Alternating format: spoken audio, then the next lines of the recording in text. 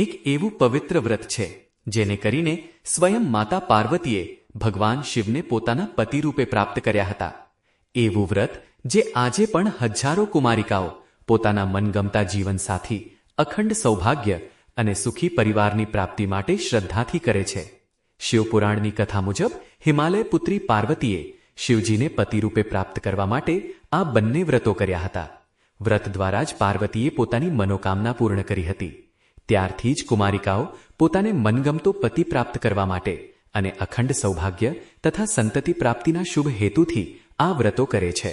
અષાઢ સુદ એકાદશીથી પૂર્ણિમા સુધી 5 દિવસનું ગૌરી વ્રત તેમજ અષાઢ વદ બીજ સુધીનું જયા પાર્વતી વ્રત સતત 5 વર્ષ સુધી વારાફરતી કરવામાં આવે છે। આ બંને વ્રતમાં અષાઢી હરિયાળીને અનુરૂપ જવારાનું પૂજન કરવામાં આવે છે।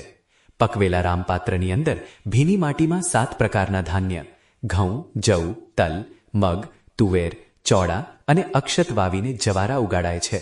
અષાઢ મહિનામાં આ 7 ધાન્યોથી ખેતરો લહેરાતા હોય છે। માતા પાર્વતીનું પ્રતીક જવારા। જવારા માતા પાર્વતીનું પ્રતીક છે।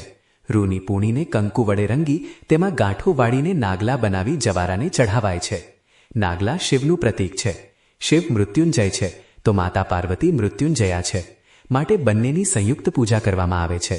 આ વ્રતના અનુસંધાનમાં આપણા સારસ્વત કવિ શ્રી રમેશ પારેખે એક સૂચક ગીત લખ્યું છે। ગૌરમાને 5 આંગળીએ પૂજ્યા। વ્રતના પહેલા દિવસે કુમારિકાઓ સૂર્યોદય થતાં શૃંગાર કરીને વાવેલા જવારા અને નાગલા પૂજાપા સાથે એક થાળીમાં લઈ સમૂહમાં શિવ મંદિરે જાય છે।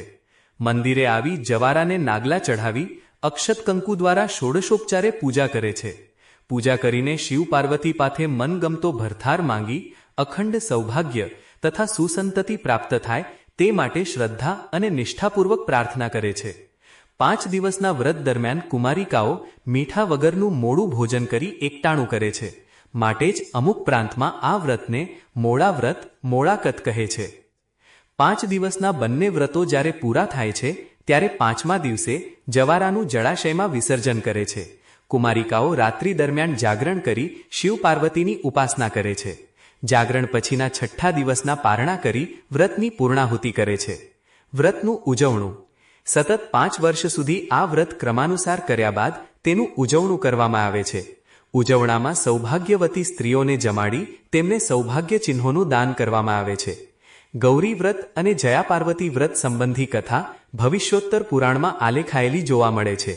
બંને વ્રતોમાં શિવ પાર્વતીની ઉપાસના કરી રૂડો વર, સૌભાગ્ય અને સંતતિ પ્રાપ્તિનો હેતુ રહેલો છે।